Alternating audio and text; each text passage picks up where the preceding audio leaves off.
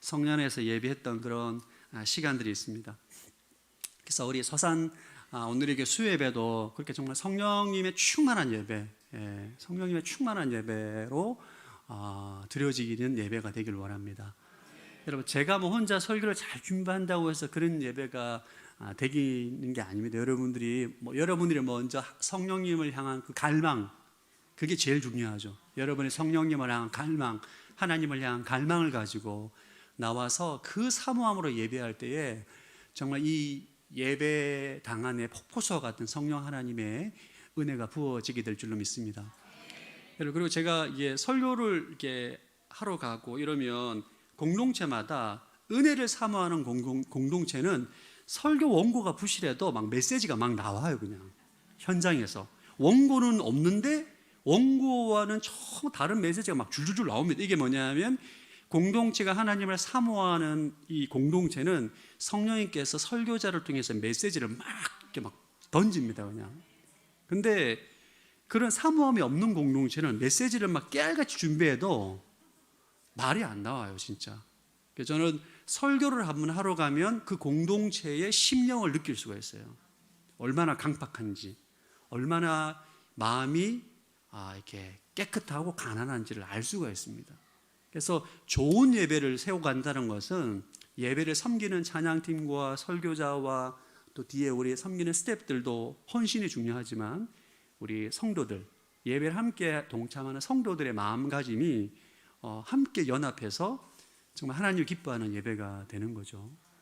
그래서 우리가 주님께서 그렇게 좋아하셨던 다윗의 장막, 이 서산 온누리 교회 예배가 정말 다윗의 장막에 버금가는 그런 예배가 되기를 소망하고 함께 수요 예배를 세워 나가기를 소망합니다.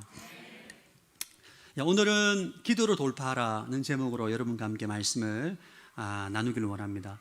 많은 사람들이 인생을 마치 산을 정복하는 것으로 생각하는 경향이 많습니다. 어릴 때 산을 정복하기 위해서 아주 열심히 이제 살아가는 거죠. 어릴 때부터. 고등학교 때는 대학교라는 산을 정복하기 위해서 열심히 공부합니다. 대학교 때는 직장이라는 산을 정복하기 위해서 열심히 또 취업 준비를 합니다. 또 직장 생활하면 결혼이라는 산을 또 정복하기 위해서 돈 모으고 재테크하고 집 사고 막 이러지 않습니까? 그리고 이제 결혼해서 남의 이제 뭐 또 여러 가지 또 산들이 또 생겨요. 그래서 늘 이런 인생은 산을 정복하는 것이다 라고 생각하는 사람들은 늘 정상의 자리에 올라가기 위해서 피나는 경쟁을 합니다. 그러다 보니까 삶이 너무 치열하죠. 내가 정상을 차지해야 되기 때문에 이게 삶 자체가 너무 치열하고 고달파요. 그러니까 이렇게 인생을 산을 정복하는 것이다 라고 생각하는 사람들은 참 이렇게 삶이 좀 어렵습니다. 왜냐하면 산을 정복하지 못할 때는 실패와 좌절감 가운데 살아요. 그래서 이런 사람들은 열등감 가운데 사는 거죠. 저 친구는 산을 정복해서 정말 성공해, 나는 실패한 인생이다 라고 생각하면서 굉장히 절망 가운데 살아가는 경향이 있고, 심지어는 실패함으로 인해서 아주 비관적이고 극단적인 선택을 하는 사람들도 우리가 종종 보게 됩니다. 반면에 또 정상을 차지하면 우월감과 교만함으로 살아가게 돼요. 내가 잘났다는 거죠. 너희들 정상에 와봤냐. 이런 식으로 우월감과 교만함으로 살게 되는 또 우를 범하게 되고, 더 문제는 정상을 차지하고 난 다음에 더 이상 차지할 정상이 없으면 인생의 목표가 없어지게 되면 삶이 무의미해집니다. 그러니까 이렇게 하다 보면 사람들이 방황하게 되고 타락을 하게 되는 거죠. 목표를 잃어버렸기 때문에. 교회가 크게 부흥을 하고 난 다음에 큰 위기가 찾아옵니다. 왜 그럴까요? 부흥이 목적이었기 때문에, 부흥이 정상이었기 때문에. 교회가 부흥이라는 것이 목적이었는데, 부흥이 사실 목적이 되면 안 되죠. 부흥은 사실 어떤 우리가 목적을 이루기 위한 하나의 과정인 것이지, 근데 교회가 부흥을 목적을 두고 부흥을 하고 난 다음엔 더 이상 할 게 없어요. 그럼 교회가 여러 많은 유혹에 빠지게 되는 것입니다.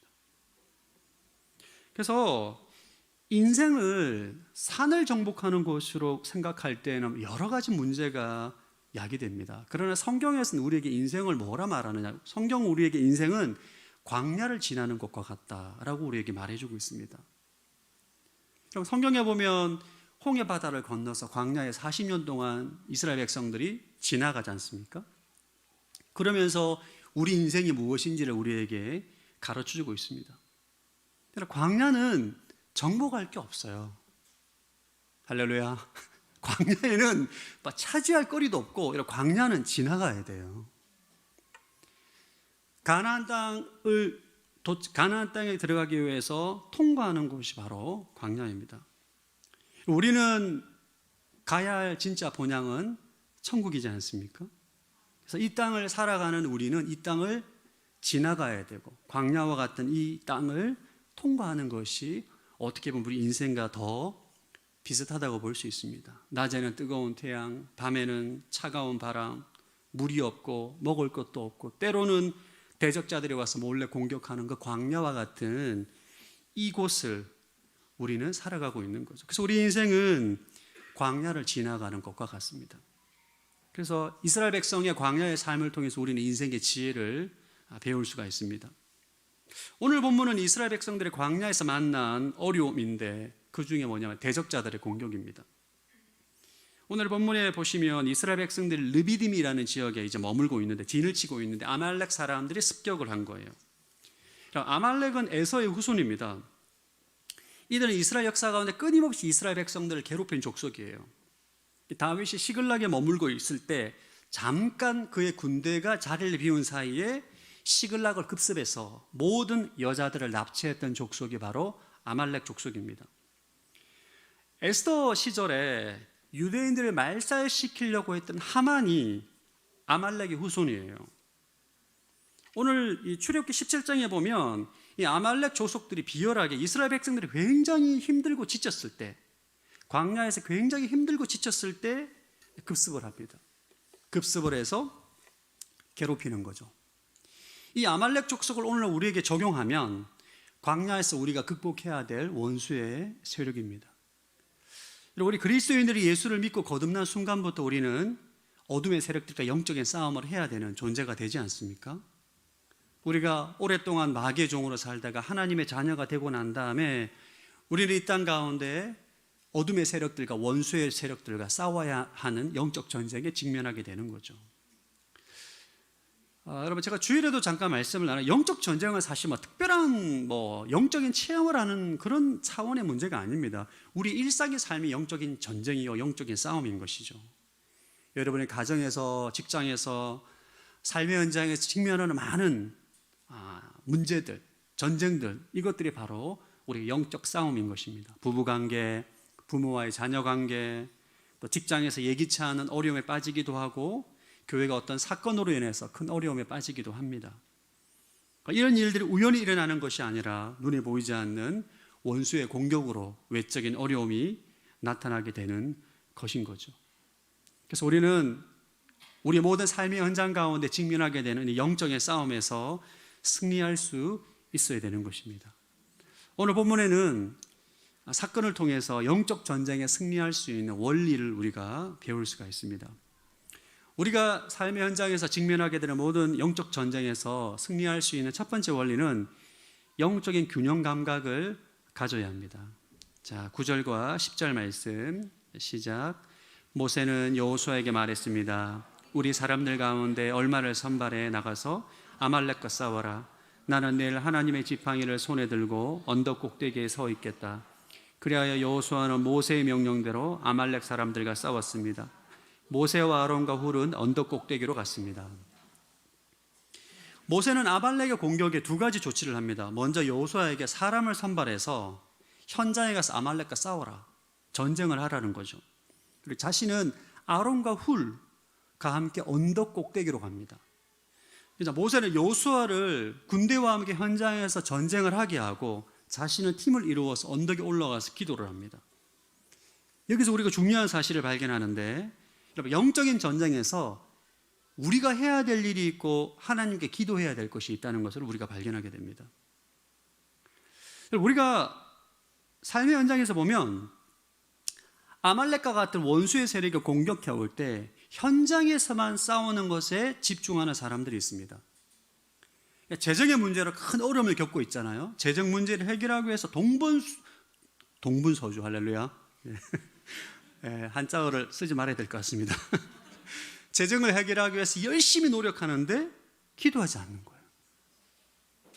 관계의 갈등을 겪으면서 관계의 문제를 해결하기 위해서 대화하고 만나고 토론하는데 그 문제를 위해서 기도하지 않는 거죠. 현장에서 열심히 싸움만 하는 거죠. 반대로 군대를 선발해서 현장에 나가 싸우지 않고 기도만 하는 성도들이 있습니다. 제 친구 중에 한 명이 있는데 아버지에 대한 상처가 있어요. 그래서 아버님이 장로님이시거든요. 교회를 위해서 정말 헌신되고 정말 충성된 분이신데 이 친구가 그 얘기를 하더라고요. 아버지 너무 성품도 좋고 정말 신앙적인 본능도 보이고 기도도 많이 하는데 우리 아버지는 일을 안 하셔. 아니, 가게의 경제를 어떻게 책임지고 있는 아버지가 일의 생계를 유지해야 되잖아요. 일을 안 하신다는 거예요. 기도원에만 가 계신다는 거예요. 이 친구가 어릴 때부터 이게 아버지에 대한 분노가 있어요. 아버지 뭐 교회도 좋고 기도도 좋고 하나님도 좋지만 가정을 먹여 살려야 될 거 아닙니까? 하면서 근데 아버지는 기도원에서 기도만 하고 계신 거죠. 우리가 삶의 현장에서 균형을 잃고 극단으로 치우치게 될 때 우리가 어려움을 겪게 됩니다. 하영주 목사님께서 늘 말씀하셨던 건 기억이 납니다. 신앙 균형이다. 여러분 잘생긴 얼굴이 코만 예쁘다고 그게 미남이 아니잖아요. 코가 이렇게 큰데 코만 잘생기면 미남이 아닙니다. 조화가 잘해요. 조화가. 눈, 코, 입, 귀 그런 사람이 하나하나 뜯어보면 잘난 게 없는데 전체 보면 이게 균형이 돼 있으니까 예쁘게 보이고 잘생기게 보이는 거죠. 우리가 신앙생활에서 우리가 영적 전쟁에서 광야의 삶에서 이 균형 감각을 가져야 됩니다. 우리가 모든 일에 이것은 영적인 일, 이것은 육적인 일, 이원화해서 구분해서 한쪽으로 치우치게 되면은 이게 이제 문제가 되는 것이죠. 삶의 문제에 직면했을 때 내가 할 수 있는 책임은 다하고 그리고 무릎을 꿇고 기도하는 것이 영적 전쟁에 우리가 대하는 가장 기본적인 자세입니다. 극단으로 치우치면 안 됩니다. 여러분 에스더서를 보면 하만의 계략으로 인해서 바사 제국에 있는 유대인들이 몰살당할 위기가 발생합니다. 그래서 모르드게가 에스더에게 도움을 요청하잖아요. 네가 왕 앞에 나가서 이 문제를 좀 해결해 다오. 여러분 그 시대에 아무리 에스더가 왕비지만 왕 앞에 나갈 수가 없어요. 왕이 부르지 않는 이상.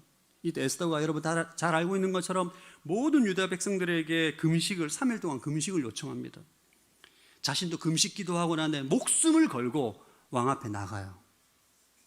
에스더는 이 위기 상황 가운데 하나님께 살려달라고 기도만 하지 않습니다.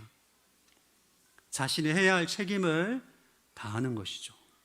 그리고 기도할 때 하나님의 승리를 경험하게 되길 바랍니다. 경험하게 되는 것입니다. 여러분 삶의 현장 가운데 여러분의 책임을 다하십시오. 그리고 기도하는 거예요.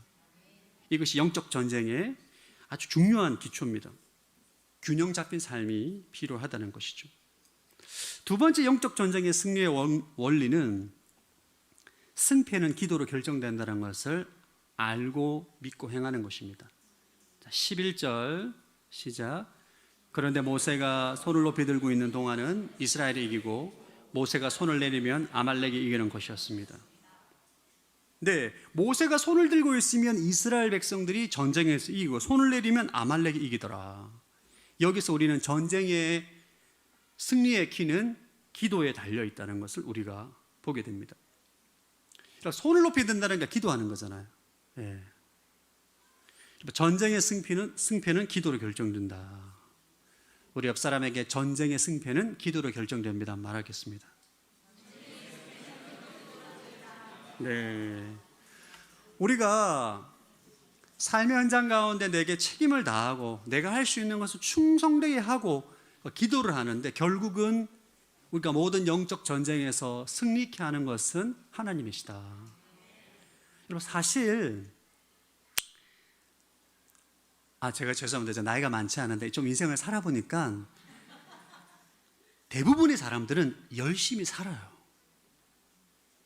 처자식 먹여 살리려고 열심히 사는데, 열심히 다 하지만 이러면 다 성공하거나 잘 살지 않잖아요.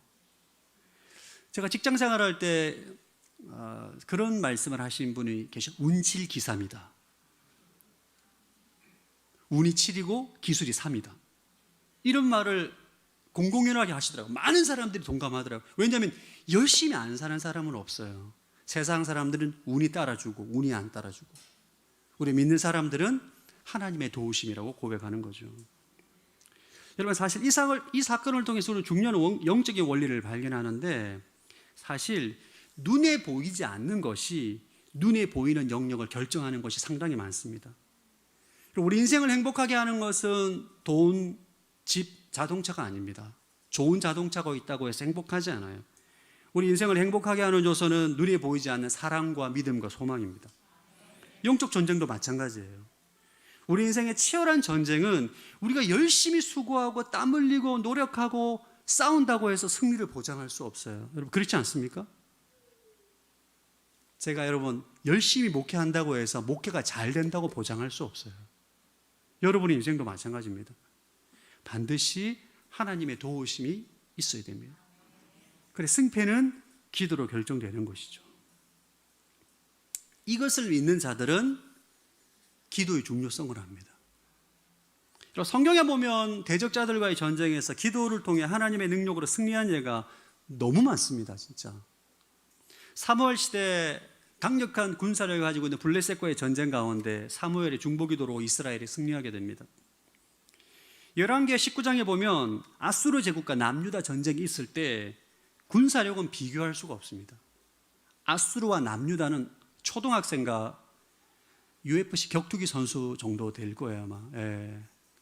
비교할 수 없는 군사력이었는데, 천사로 인해서 하룻밤에 18만 명이 죽는 사건이 발생하게 되죠. 완벽한 승리입니다. 말도 안 되는 승리가 나타난 거예요. 어떻게 이런 일이 일어나는가? 하나님께서 역사하시기 때문입니다. 이스라엘 백성들을 기도할 때, 우리가 아무리 수고하고 노력하고 승리하는 것이 불가능해 보여도 기도할 때 하나님의 능력이 임하면 승리하게 되는 것이죠. 이게 승리의 비결입니다. 저도 사실 목회자가 되고 기도가 굉장히 중요하다는 것을 가르치고 강의하고 설교하지만 잘 몰랐어요. 근데 승리의 비결이 기도라는 것은 목회 현장의 처절한 실패를 통해서 깨닫게 됐습니다. 아무리 열심히 신방하고 아무리 열심히 설교 준비하고 기도하고 성경 가르쳐도 이게 안 되더라고요. 그래서 승패는 하나님으로 인해 결정된다. 하나님을 의지하는 자 승리하게 될 것이고, 자신을 의지하는 자 실패하게 될 것이, 이것을 제가 완전히 무너지고 난 다음에 깨닫게 됐어요. 그때 이후로는 항상 사역지에 부임하게 되면 항상 가장 먼저 중보기도 팀을 만듭니다. 이게 지금 그렇게 한 지가 지금 한 13년 됐어요. 어느 공동체, 어느 이 온누리교회를 가든 항상 먼저 가자마자 제일 먼저 하는 거는 중보기도 팀을 만듭니다. 청도 온누리교회도 중보기도 팀을 만들었어. 중보기도 팀을 멤버를 만들어서 매일 기도하게 하고, 한국의 복교에서 서비구의 강청 공동체에 부임하게 됐는데 그 공동체는 중보기도 팀이 없는 거예요. 제가 또 뭐 했겠습니까? 또 이제 기도 열심히 하시는 권사님들 한두 명 다 모아가지고, 권사님 중보기도 팀을 만들면 좋겠습니다. 다 좋아하시더라고요. 중보기도 팀을 만들어서, 그때 코로나 때였거든요. 매주 목요일 날 오전 9시에 줌으로 중보기도 사역을 했어요. 지금은 권사님들께 너무 열심히 잘하고 계십니다. 왜 그렇게 하느냐? 여러분, 저 입장에서 보면 이 목회가 사실 영적인 싸움이거든요. 치열한 영적인 싸움에, 치열한 영적 싸움에 제가 제일 선두에 서 있다고요. 제가 열심히 한다고 해서 목회가 잘 되지 않아요. 물론 열심히 하는 건 이런 모든 목회자 다 열심히 합니다. 다 열심히 해요. 안 하는 목회자는 그게 기본이 잘 없어요. 다 열심히 해요. 다 열심히 하는데 하다가 안 되는 거예요. 아무리 열심히 해도. 그러면 영적으로 무너지거나 무감격해지거나 탈진하게 되는 겁니다. 그런 모습을 볼 때 열심히 안 하는 것처럼 보이는 거지 처음엔 다 열심히 해요. 그런데 기도의 능력, 승리의 비결을 모를 때는 그렇게 되는 것이죠. 서산 온누리 교회 왔는데 깜짝 놀랐습니다. 할렐루야. 중보기도 팀이 있네요. 이야, 이거 놀라운. 임 목사님 참 목회를 잘하셨다. 뭐 예배를 위해 중보기도 모임을 하는 팀이 있어. 만나자고, 제가 만나자고 한 것도 아니에요. 만나서 보니까 사람이 한두 명도 아니야. 그래서 매주 주일 예배와 수요 예배를 위해서 기도하고, 사실 중보기도의 핵심은 열방을 위해서 기도하는 것입니다. 우리 교회를 위해서 기도하는 것은 교회를 세팅하기 위해서, 예배를 세팅하고 사역팀을 세팅하고 공동체를 세팅하고 우리가 강건한 교회 공동체를 세우기 위해서 중보기도로 시작을 하지만, 우리가 궁극적으로 중보해야 될 대상은 열방을 위해서 기도하는 거예요. 나라를 위해서 기도하는 것입니다. 복음 전도와 선교를 위해서 기도하는 거예요. 이게 교회 안에 완전히 구축이 돼야 돼요. 순 안에, 다락방 안에, 한 사람 한 사람 안에 우리가 열방과 세계를 위해서 기도하는 기도 네트워크가 교회 공동체 안에 완전히 구축되어야 됩니다. 그럴 때 그 교회는 강력한 하나님의 역사가 나타나는 거예요. 어떻게 마귀가 어떻게 하지 못할 정도로 강력한 역사가 있기 때문에 하나님께서 그 교회를 사용하는 겁니다. 여러분, 제가 설교 준비를 나름 열심히 합니다. 나름 열심히 해요, 여러분. 제가 설교를 하기 위해서 열심히 준비합니다. 근데 설교 준비를 아무리 열심히 해도 내 말을 통해 나가는 메시지에 하나님의 생명이 임하기 위해서는 기도 외에는 방법이 없어요. 예. 여러분, 제가 선포되는 말이 하나님의 생명으로 여러분에게 전달되어야 되잖아요. 이거는 그냥 말이 전달되는 게 아니라 성령의 역사가 임해야만 심령이 새로워지고 생명이 살아나는 역사가 되는 것이죠. 그래서 기도를 해야 되는 겁니다. 그러니까 제가 중보기도팀한테 부탁을 하고 기도해달라, 기도해 주십시오 부탁을 하고, 여러분들에게도 수요예배를 위해서 기도해달라고 부탁을 하는 거예요. 저는 수요예배 때 정말 너무 성령이 충만해서 사람들로 차고 넘쳐서 이 예배를 너무너무 사모하는 예배가 되길 소망해요. 주일 예배는 그렇게 하기가 어려워요. 왜냐하면 주일 예배는 초신자, 주무시는 분, 또 뭐 찬양할 때 딴 생각하시는 분, 애들 막 이게 너무 천차만별이기 때문에 강력한 예배를 드릴 수가 없습니다. 적절하게 수위를 조절해야만 됩니다. 그러나 수요 예배는 여러분, 정말 여러분이 기도하면서 성령의 능력을 체험하고 은사도 받고 방언도 받고 통변의 은사, 병치유가 일어나고 귀신이 떠나가고 눈먼 자 눈을 뜨고 포로된 자가 자유케 되고 눌린 자가 자유롭게 되는 역사가 일어나야 되는 거예요. 그게 하나님의 나라가 임할 때 나타나는 상식이잖아요. 예배를 드리는데 졸고, 말씀을 전하는데도 졸고, 기도하는데도 언제 끝나나, 이러면 그 예배가 문제가 있는 거죠. 할렐루야. 여러분, 수요예배를 위해서 기도해 주시기 바랍니다. 서산 땅에 그런 예배가 있어야 되잖아요. 그런 예배가 있어야 되잖아요. 그죠? 여러분, 예배를 사모하고 갈망하는, 그리고 기도할 때에 하나님의 능력이 임해서 정말 하나님의 능력과 승리를 경험하는 이런 예배가 있어야 됩니다. 제가 정말 승패에는 기도에 달려있다는 것을 여러 많은 사건을 통해서 체험을 했는데, 제가 중국에 가서도 여러 번 체험을 했어요. 제가 자꾸 중국 얘기하는 것은 한국 얘기하면 알까봐, 여러분 누군지 찾을까봐, 그래서 약간 이해해 주시고, 제가 서산 서울이랑 가까워요. 다 연결돼 있어요. 제가 말하면 되게 조심스럽습니다. 중국은 그러나 물 건너가야 되기 때문에. 제가 2019년도부터 이제 목회를 하면서 이 박해가 본격화됐는데, 특별히 이제 중국은 이 종교국으로부터 허가받은 건물에만 예배를 드려야만 합법입니다. 건물이 허가를 받지 못하면 다 불법이고, 그 불법에 해당되면 모든 우리가 처벌을 받아야 돼요. 그래서 2019년부터 이제 건물에 나가야 되는 압박을 받아가지고 제가 매주 화요일, 목요일 이틀 동안 늘 부동산을 알아보러 다녔습니다. 차 타고 1시간, 2시간씩 돌아다녔어요. 서산은 양반입니다. 10분이면 다 돌아다닐 수 있잖아요.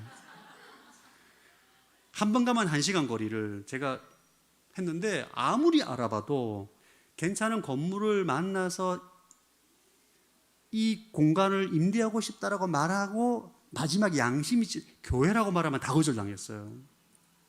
근데 맨 마지막에 진짜 건물 독채에 마당도 있고 보안이 될 수 있는, 정말 아무리 소리 지르고 노래 불러도 미련이 없는 그런 건물을 발견했어요. 너무 감사한 거예요. 그리고 본부의 보고에도 허락을 받았어요. 할렐루야, 주님께서 정말 드디어 이제 은혜를 주시는구나 했는데 임대료가 너무 비싼 거예요. 그래도 막 협상을 해서 정말 우리 교회가 소화할 만한 정말 최고치 임대료를 겨우 협의를 하고 교지 계약을 하게 됐습니다. 계약을 막상 하려고 하는데 그동안 2개월 동안 그 중국말로 협의했던 집사님 2분이 출장을 가야 된다는 거예요. 일주일 동안. 갑자기 좀 불안했어요. 빨리 해야 되는데, 마음 바뀌기 전에 빨리 해야 되는데, 출장 간 사이에 저희 집사님들 빨리 해라, 마음 변한다.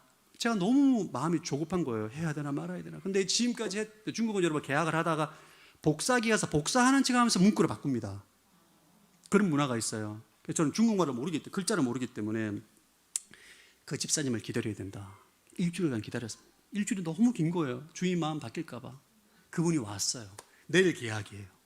내일 계약인데 계약하려고 하는 한 4시간 전에 전화가 왔어요. 없던 일로 하자. 8개월 동안 내가 돌아다녔는데, 8개월 동안 이게 뭔 일인가. 너무 이제 마음이 이제 힘들고. 근데 이 교회 이전 문제 때문에 저희 중보팀에서 정말 전심으로 기도했습니다. 8개월 동안 전심으로 기도했는데 아무리 제가 두드려 봐도 눈에 보이는 게 없는 거예요. 진짜 이제 나가야 될 때가 됐고, 그때 동시다발적으로 터졌습니다.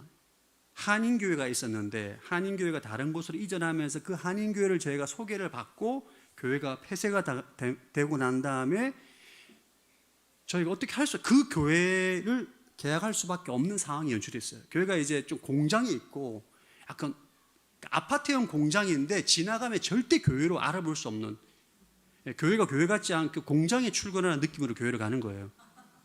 그런 곳에 교회가 있었는데 이제 규모도 좀 작고, 근데 마지못해 계약을 했어요. 그러다가 코로나까지 터진 거예요. 놀라운 사실은 시간이 지나면서 보니까 그 건물은 기존에 저희 내는 임대료의 4분의 1 가격이에요. 그리고 아파트형 공장 안에 있었기 때문에 아무도 몰라요. 그게 교회가 있다는 게. 보안이 철저한. 기존에 저희가 있던 교회는 아파트 안에 있는 상가였어요. 찬양할 때 볼륨을 항상 줄입니다. 마음이 불안해가지고. 한번 집회에서 기차 놀이했다가 그 주에 주일날 예배 못했어요. 종교에서 예배 드리지 말라고 해가지고. 민원이 많이 들어가면. 그 정도, 새로 계약한 아파트형 공장이고, 그 공장이 기계하고 가발 공장이에요. 너무 시끄러워요. 진짜 막 아무리 크게 소리 질러도 어느 누구도 몰라. 어느 누구도 몰라요. 그래서 종교국 박해 가운데 코로나 터졌을 때 저희는 그 안에서 예배를 드렸습니다. 할렐루야. 아무도 몰라요. 아무도 몰라. 임대료 4분의 1 가격에. 근데 만약에 저희가 교회를 폐쇄를 안 당하고 계속 있었으면 임대료 나가고 돈은 돈대로 잃고 예배는 예배도 못 드리고 굉장히 어려웠을 것 같아요. 제가 다시 한번 고백하게 되는 것은, 기도할 때 하나님께서 가장 적합한 것으로 우리로 승리케 하신다. 정말 이런 경험이 너무 많습니다. 다시 한번 옆 사람 말하게, 승패는 기도로 결정됩니다. 그래서 수요예배 때 우리가 우리 자신을 위해서도 기도하지만 또 우리 교회를 위해서 기도하고 또 우리 열방과 나라 민족을 위해서 뜨겁게 기도하는 그런 기도하는 예배가 되길 소망합니다. 그래서 여러분 오셔서 정말 뜨겁게 여러분 자신을 위해서 기도하시고 가정을 위해서 기도하시고 또 교회와 나라와 민족과 열방을 위해서 기도하는 그런 예배가 되길 소망합니다. 영적 전쟁의 승리의 원리 세 번째는 기도에는 동력자가 필요해요. 자, 12절 시작.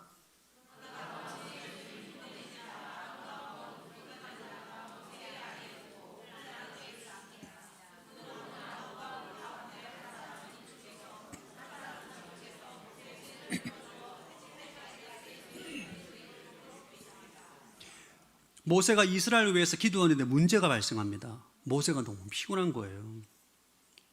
여러분 사실 기도하는 일은 쉬운 게 아닙니다. 여러분 기도가 힘듭니까? 힘듭니까? 쉽습니까? 힘듭니다. 기도 한 2시간, 3시간 하고 나면 진짜 중노동한 것처럼 피곤이 몰려옵니다. 기도하는 모세가 너무 피곤하니까 아론과 훌이 돌을 가져다가 모세를 앉게 하고 그들이 모세의 양팔을 들어줘서 모세가 기도하면서 지치지 않도록 도와줍니다. 여러분 기도는 혼자 할 때 힘들어요. 같이 할 때 힘이 납니다. 그래서 기도는 동력자들과 함께 할 때 훨씬 수월해요. 우리가 새벽 예배 왜 나옵니까? 혼자 기도하면 기도하기가 쉽지가 않거든요. 수요예배 나와서 왜 기도해요? 기도할 때는 동력자가 필요해요. 함께 기도할 수 있는. 여러분 척박한 광야에서 우리가 승리의 삶을 살기 위해서는 아론과 훌과 같은 기도의 동력자가 필요합니다. 여러분 기도의 동력자를 만드시기를 바랍니다. 기도의 동력자가 있어야 돼요. 내가 정말 힘들 때 내가 기도 제목을 부탁할 수 있는 사람, 그런 사람들이 있어야 돼요. 저는 중보기도팀을 만들면 항상 제가 기도 제목을 부탁하는 것은 설교 사역을 할 때 항상 기도 제목을 부탁합니다. 설교 사역을 할 때.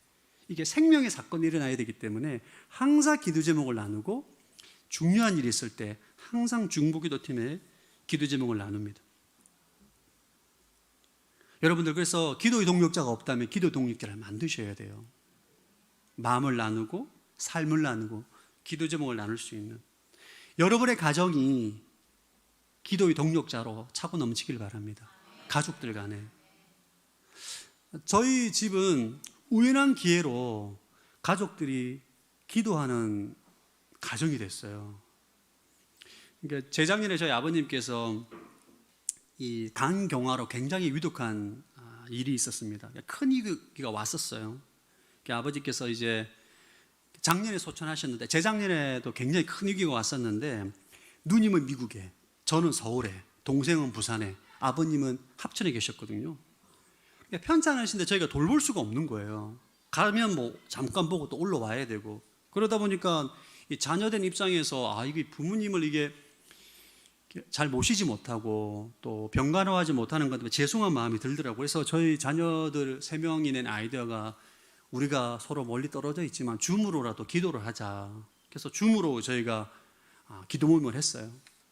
그래서 이제 기도 제목 이름은 에바다 기도 모임으로 네이밍을 에바다. 예. 그래서 재작년 11월부터 저희가 줌으로 매주 수요일 날 오전 9시에 모여서 아버지를 위해서 기도했었어요. 아버지 병세를 위해서. 기도하면서 아버지께서 기적적으로 살아났어요. 살아나고 난 다음에 이제 아버지가 회복됐기 때문에 아버지 어머니도 이제 줌으로 초대를 해가지고 성경도 읽고 기도 제목도 나누고 기도하는 그 모임이 지금도 계속되고 있습니다. 저희 어머니께서 서산 온누리 교회 간다니까 너무 기뻐하시는 거예요. 서산 와보시지도 않았는데 너무 좋아하시는 거예요. 그래가지고 저희 어머니 서산 온누리 교회를 한번 제가 모시겠다고 했는데 그래서 어머니와 누님, 여동생 저희 아주 든든한 기도의 동력자입니다. 여러분 우리가 인생을 살아가면서 나 혼자 살 수 없어요. 나 혼자 뭘 감당할 수 없습니다. 우리는 지칠 때가 있어요. 아무리 성령 충만하고 아무리 능력 있는 사람도 지칠 때가 있고 연약해질 때가 있고 낙심해질 때가 있고 어려울 때가 있습니다. 그때 우리를 위해서 기도해 줄 수 있는 기도의 동력자가 필요한 것이죠. 이렇게 동력자들 연합해서 기도할 때 우리는 서로 위로받고 격려받고 하나님의 능력과 승리를 경험하게 되는 것입니다. 우리 옆 사람 얼굴 한번 볼까요? 기도의 동력자가 됐으면 좋겠습니다. 한번.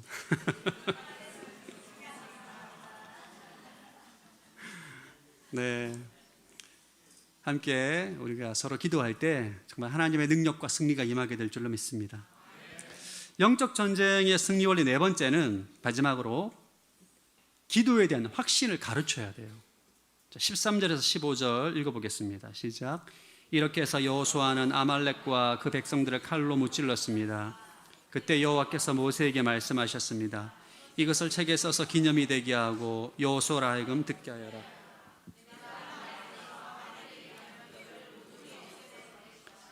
모세가 제단을 쌓고 여호와 니시라고 부르며 말했습니다. 모세와 아론과 훌가 이렇게 세 명이 강력하게 중보기도하고 여호수아가 현장에서 치열하게 전쟁하면서 전쟁에 승리하게 됐어요. 하나님께서 모세에게 명령합니다. 이 승리의 사건을 책에 기록해라.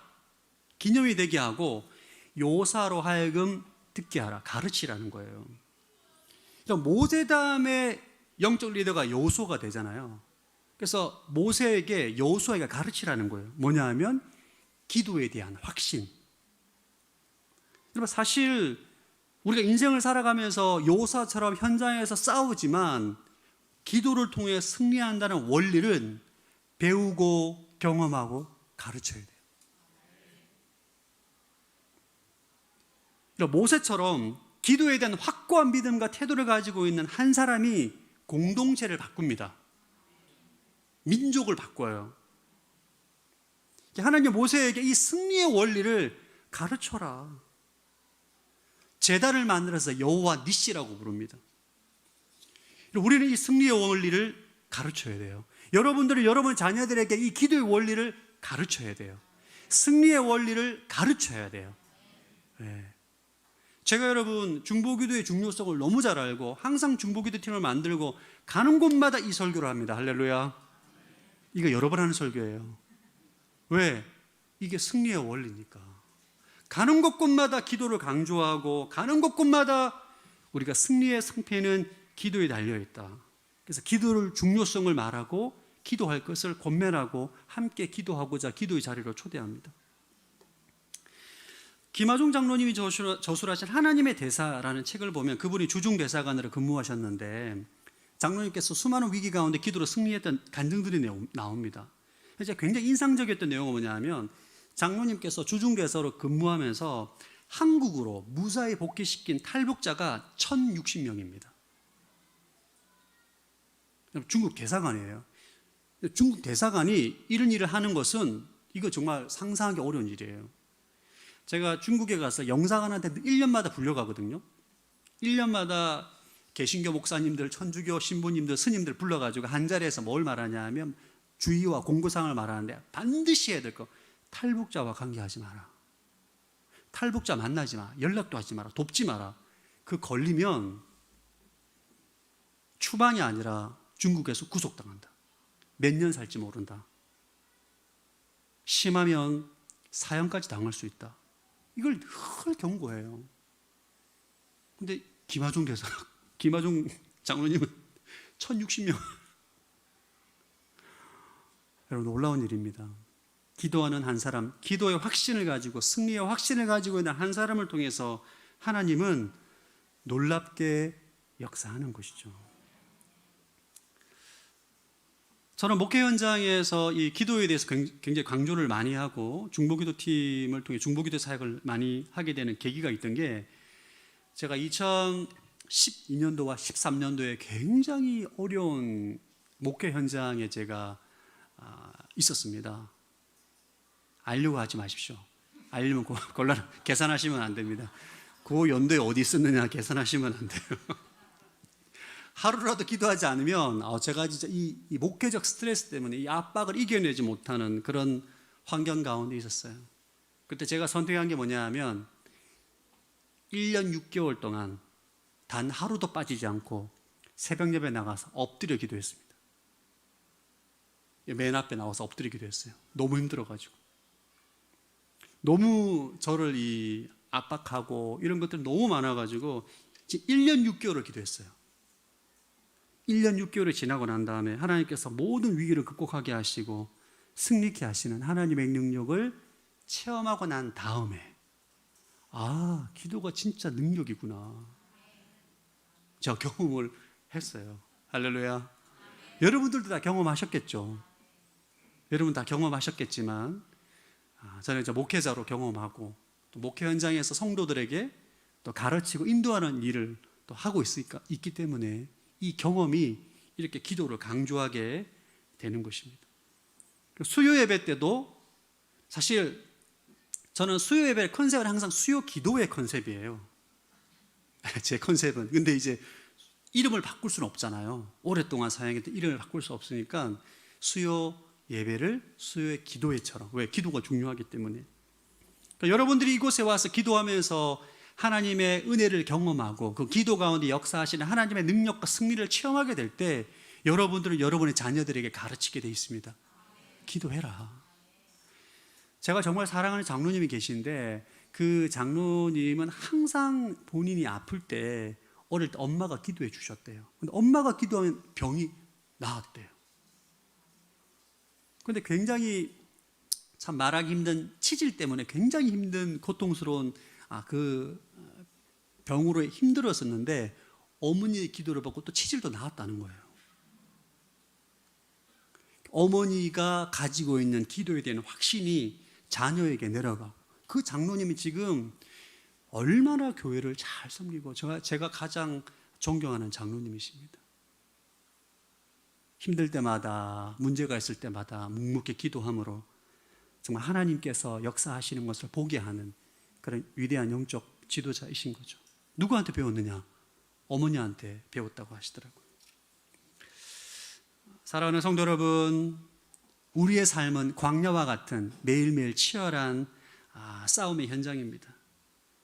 승리하는 삶을 살기 위해서는 내가 할 수 있는 책임을 다하되 승리는 하나님의 능력으로 우리가 얻게 되는 것이다 라는 것을 믿고 전심으로 하나님을 의지하고 기도하는 인생인 줄로 믿습니다. 서천 온누리 교회가 정말 기도의 능력으로 충만한 교회가 되기를 바랍니다. 여러분 한 분 한 분 한 사람이 기도에 대한 확신을 가지고 주님께서 힘을 주시면 하나님 의지함으로 나아갈 때에 지금 눈에 보기에는 뭔가 이루어지지 않고 문제가 해결되지 않고 자꾸 어그러지는 것 같지만 그럼에도 불구하고 하나님께서 모든 것을 협력해서 선을 이루실 것이다. 그 믿음을 가지고 확신을 가지고 기도하는 그 사람을 통해서 하나님께서는 반드시 역사하실 것입니다. 저희 교회 모든 성도님들이 그렇게 되기를 바랍니다. 아멘. 기도와 구한 즉 받은 줄로 믿어라. 아멘. 네, 아멘입니다. 우리 마음의 실상은 이미 만들어졌어요. 이미 다 응답됐어. 눈에 나타나기만 기다리면 되는 거예요. 할렐루야. 그게 우리가 믿음의 삶이요 차원의 삶이잖아요. 기도로 돌파하시는 여러분들 되시기를 축복합니다.